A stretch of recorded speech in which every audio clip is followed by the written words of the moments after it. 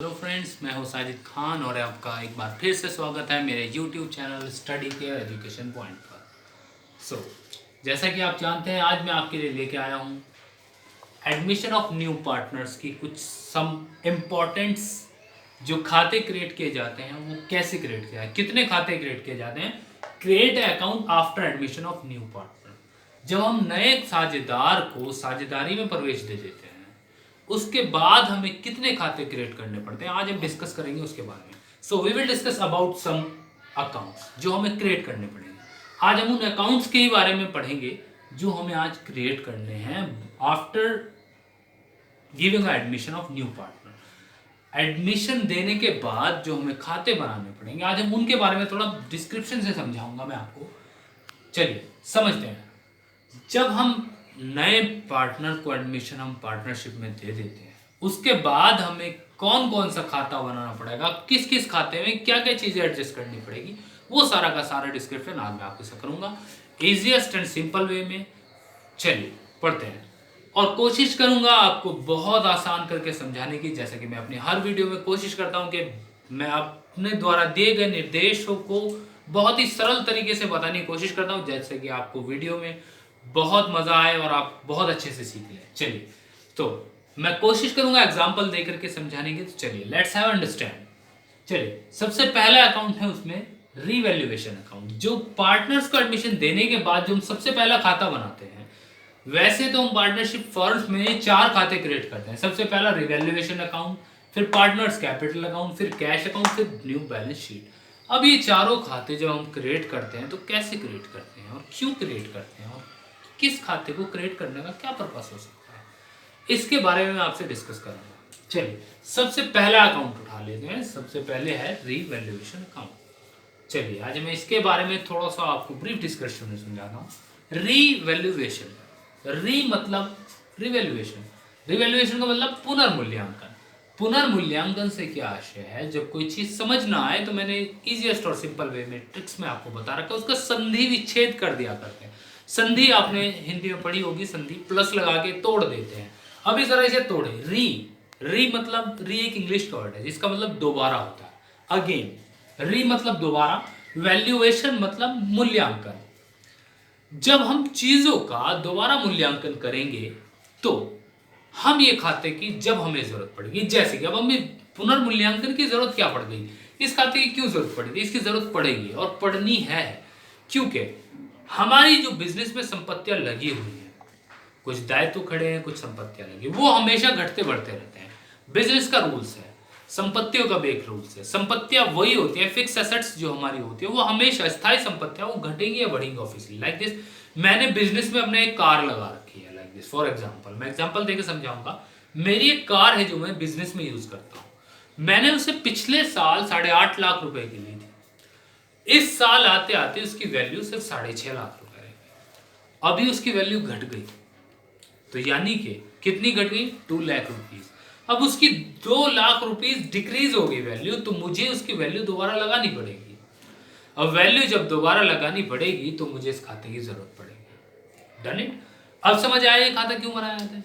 ये खाता इसीलिए बनाया जाता है जब हमारी चीजों का मूल्य घट रहा हो या बढ़ रहा हो, तब हम ये खाता क्रिएट करेंगे। फॉर एग्जाम्पल इसके अपोजिट भी एग्जाम्पल देता हूँ, बढ़ने का एग्जाम्पल। जैसे कि आप कह सकते हो कि भाई सर ये तो समझ आ गया कि घट रही है, अब बढ़ने वाली चीजें क्या हो सकती है। बढ़ने वाली कुछ सेलेक्टेड चीजें, लाइक दिस गोल्ड हो गया, जमीन हो गई, आपका लैंड हो गई, आपकी बिल्डिंग हो गई, ये सब चीजों की वैल्यू ऑब्वियसली बढ़ती है। मान लीजिए मेरी एक बिल्डिंग थी, मैंने 1 साल पहले 15.5 लाख रुपए की थी। इस साल उसकी वैल्यू बढ़कर 18 लाख रुपए हो गई। मैंने नहीं बढ़ाई, लेकिन ऑब्वियसली सर्किल रेट बढ़ने की वजह से, परचेसिंग पावर बढ़ने की वजह से उसके वैल्यू बढ़ गई। तो अब वो मेरी वैल्यू बढ़ गई, तो घटेगी या बढ़ेगी, घटे या बढ़े, संपत्तियों की या दायित्वों की वैल्यू, किसी की भी वैल्यू घटे या बढ़े, उसके लिए मुझे जो खाता बनाना पड़ेगा वो मैं कहूँगा रीवैल्यूएशन अकाउंट, यानी कि पुनर्मूल्यांकन खाता। उसकी वैल्यू का पुनः मूल्यांकन करूंगा, दोबारा से मूल्य लगाऊंगा। तो मुझे कौन सा खाता बनाने की जरूरत पड़ेगी, पुनर्मूल्यांकन खाता। Done it, fine.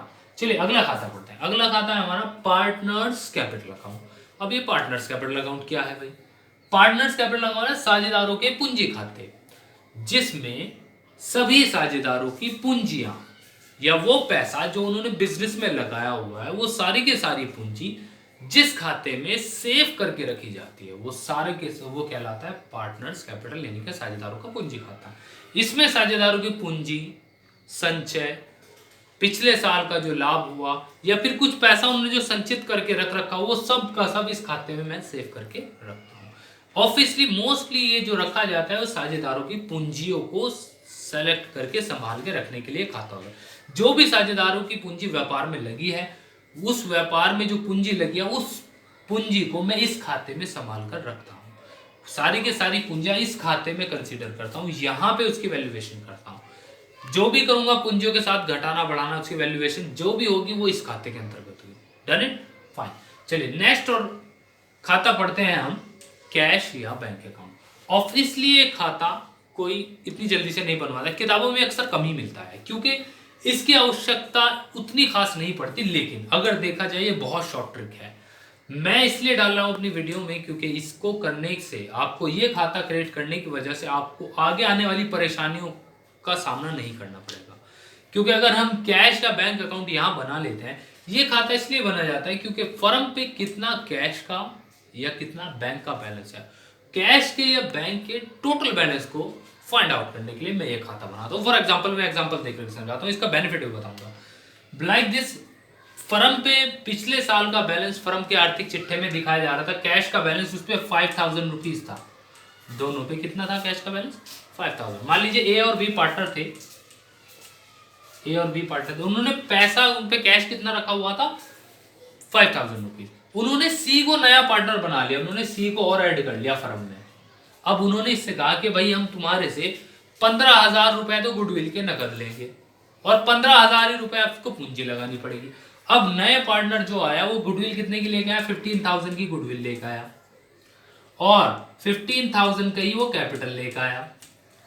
अभी हमारे भी टोटल फर्म पे कैश का बैलेंस कितना हो गया? 35,000 रुपीज। मैंने ये यहीं के यहीं कैलकुलेट कर लिया कि मेरे पे टोटल कैश का बैलेंस कितना हो गया। अब इस टोटल बैलेंस को ले जाकर मैं डाल दूंगा बैलेंस शीट में। अब बैलेंस शीट में मुझे इसकी वैल्यूएशन करने की जरूरत नहीं है। और इस खाते को बनाने को के आपके फायदे यही है कि आपको टोटल फर्म का कैश का बैंक का बैलेंस यहीं से फाइंड आउट हो जाता है। अब आपको कैलकुलेशन बैलेंस शीट में नहीं करनी पड़ेगी, क्योंकि अगर कैलकुलेशन बैलेंस शीट में करोगे जाकर के उससे दो नुकसान हो सकते हैं। एक तो बैलेंस शीट में पहले ही बहुत सारा मटेरियल पड़ा हुआ है, अगर आपने वहां कैलकुलेशन करने में कोई मिस्टेक कर दी तो आपका सारा का सारा क्वेश्चन गलत हो सकता है। तो इसलिए वहां मिस्टेक से चांसेस कम हो जाए, इसलिए ये खाता बनाना आवश्यक है आपके लिए। Done it, fine. चलिए अब देखते हैं न्यू बैलेंस शीट। अब ये नेक्स्ट खाता आता है और आखिरी खाता new balance sheet. New balance sheet का मतलब नया आर्थिक चिट्ठा। नया आर्थिक चिट्ठा क्या है? अभी जब तक दो पुराने पार्टनर साझेदारी में फर्म बना रखी थी A+B, वो अपने पुराने चिट्ठे के आधार पर कार्य कर रहे थे। लाइक जिस पे जो संपत्तियां थी, जो दायित्व थे, वो पिछले साल जो संपत्तियां और दायित्व थे वो उसके आधार पर कार्य करते। लेकिन इस साल बीतने के बाद संपत्ति का मूल्य घटेगा बढ़ेगा, ऑब्वियसली आपको पता है, जैसे मैं पहले ही बता चुका हूँ अपनी वीडियो में। ऑब्वियसली संपत्ति का मूल्य घटता है बढ़ता है, तो संपत्तियों का मूल्य घटने या बढ़ने के बाद इस साल नया पार्टनर आया, तो नए पार्टनर के आने पे जो बैलेंस शीट बनेगी वो बनेगी नई बैलेंस शीट। अब इस बैलेंस शीट में क्या क्या चीजें कंसिडर करूंगा मैं? बैलेंस शीट में दो ही चीजें कंसिडर करता हूं, आपको पता है, संपत्ति और दायित्व। संपत्ति मतलब एसेट एंड लायबिलिटीज। अब एसेट क्या होती है? एसेट में पिछली वीडियो में बता चुका हूं। एसेट वो सारी संपत्तियां जो कि मेरी अपनी मैंने बिजनेस में लगाई हुई है, जिनका वक्त आने पर मैं खरीद या बेच सकता हूं, जिनकी वैल्यूएशन में पैसे में लगा सकता हूं, वही संपत्तियां होती है। और दायित्व की अगर बात करूं यानी कि लायबिलिटीज की, तो लायबिलिटीज वो सब चीजें जो मुझे किसी को देनी या चुकानी बाकी होती है, जो मेरे सिर उधारी खड़ी है, जो मुझे देनी पड़ेगी। Like this for example bank overdraft, bank से अधिविकर्ष ले रखा है, बैंक से लोन ले रखा है, वो वापस देना पड़ेगा, किसी व्यक्ति से उधार पैसा ले रखा है, वो वापस देना, वो सारे के सारे दायित्व मैं आर्थिक चिट्ठे में डालूंगा, यानी कि न्यू बैलेंस शीट में संपत्ति और दायित्व डालूंगा। Done it, fine. अभी ये चारों खाते मैं मानता हूं आपको क्रिएट हो गए होंगे कि चारों खाते क्यों बनाए जाते हैं, क्या इनका दायित्व होता है, इनके बनाने का पर्पस क्या होता है। पर्पस ऑफ क्रिएट अकाउंट मैंने ये समझाया कि इनका क्या पर्पस है, क्यों बनाए जाते हैं। अब नेक्स्ट वीडियो में मैं आपको बताऊंगा ये खाते बनाए, इनका क्या फॉर्मेट होता है, क्योंकि हर किसी खाते को बनाने का एक अलग फॉर्मेट है। तो नेक्स्ट वीडियो में आपको इन चारों खातों के फॉर्मेट बना के बताऊंगा कि इनको कैसे बनाया जाता है, इनका फॉर्मेट क्या होता है, कैसे इनमें अमाउंट एडजस्ट की जाती है, वो सारा का सारा मैं नेक्स्ट वीडियो में बताऊंगा। और तब तक के लिए आपको अगर मेरी वीडियो अच्छी लगे तो please like share and comment ज़रूर कीजिएगा और लाइक ज़रूर कीजिएगा इसे, और सब्सक्राइब करना मत भूलिए। अगर आप मेरे चैनल पर अभी तक नए हैं तो इस चैनल को सब्सक्राइब कीजिए और ऑल नोटिफिकेशन पर क्लिक करिए, बेल आइकन को दबा दीजिए ताकि जो भी मैं वीडियो बनाऊँ उसका सबसे पहले लिंक आपको मिले और आप ऐसे ही मुझसे जुड़े रहें। मुझे भी अच्छा लगता है आपको पढ़ाना और आपको मेरे से पढ़ना, उम्मीद करता हूँ अच्छा लगता होगा। अभी के लिए इतना ही, that's all for the day.